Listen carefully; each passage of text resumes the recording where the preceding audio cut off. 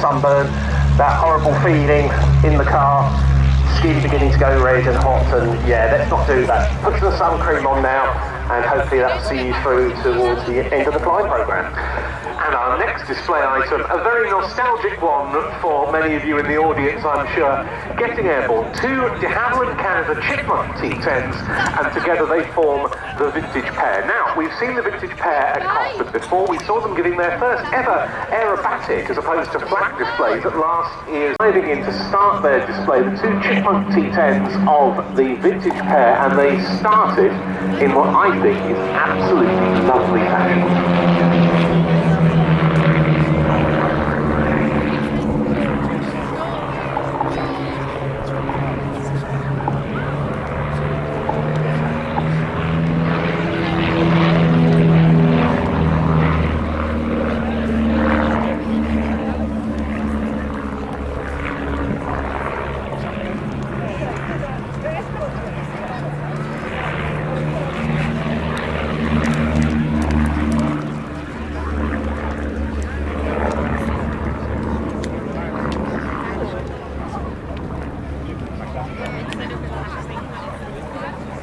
I mean, that's just splendid, isn't it? Just 145 horsepower from that Gypsy Major engine, so it's a low-powered, relatively low-performing engine.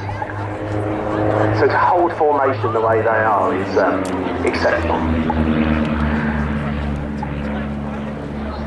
The Chipmunk first flew at the de Havilland Canada Factory Airfield at Downsview in Toronto on the 22nd of May 1946. It came into service with the Royal Canadian Air Force a couple of years later, and with the RAF in 1950, starting with the Oxford University Air Squadron. They went on to be flown by many university air squadrons, many elementary flying training schools, later the air experience flights, giving air experience flights for air cadets.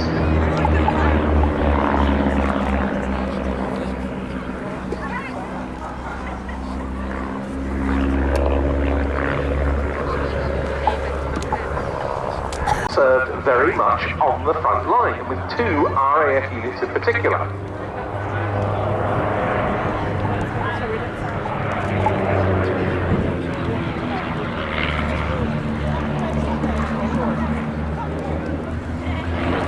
The first of those was number 114 Squadron in Cyprus, countering the Greek separatist movement EOKA in the late 1950s, and they flew visual reconnaissances with army observers in the back seat. They flew convoy escort missions, mail drops and other tasks, and in that the tremendous agility of the Chipmunk was really important, because they were flying over the Troodos mountain ranges or low, deep inside valleys, and so being able to turn tight and potentially get away from enemy attention was a real boost.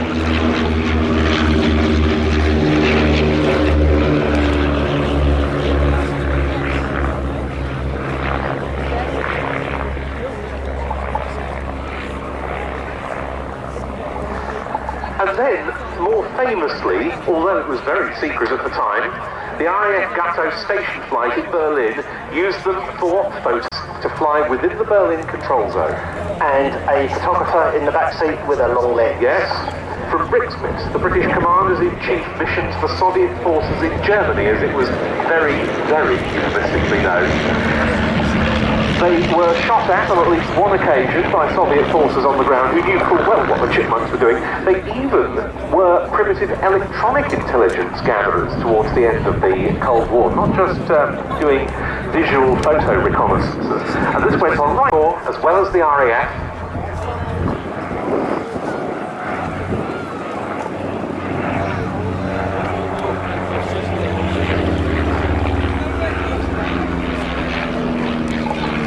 And indeed still used by the Battle of Britain Memorial Flight.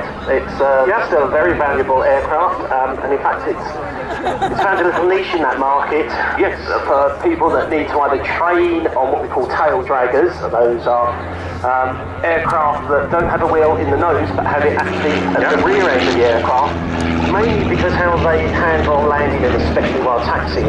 So if you are going on to fly the Lancaster with the BDMF, which is a tail dragger, best you get a little bit of experience first on something, and that something is a Chipmunk. Yeah, and the Navy Wings Heritage Flight, they've got one, they've got that here. The Historic Army Aircraft Flight has one, and all sorts of other organisations still offering tail dragger training, the very role for which the Chipmunk was intended.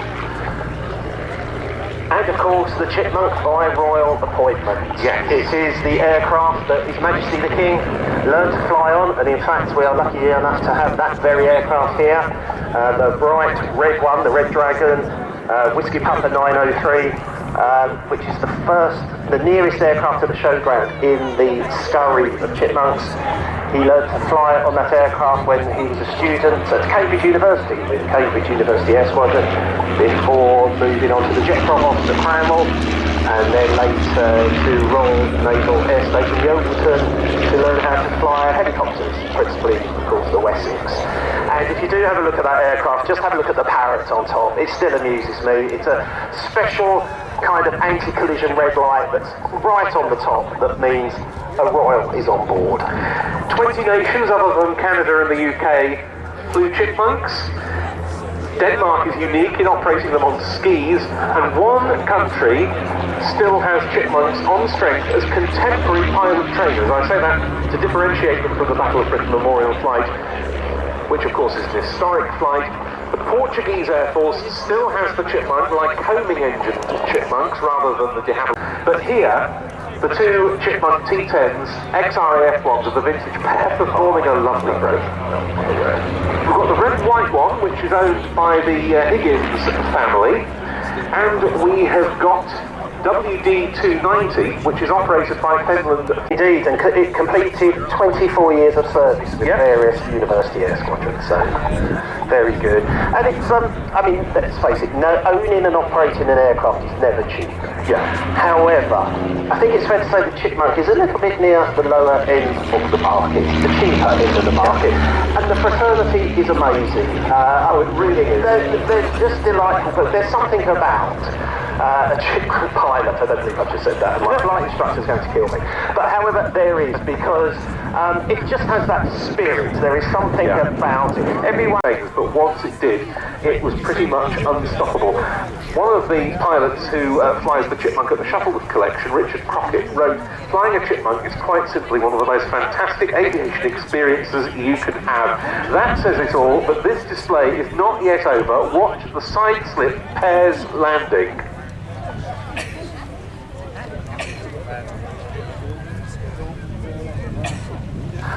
I mean, that is just a lovely piece of flying. I think that deserves your appreciation.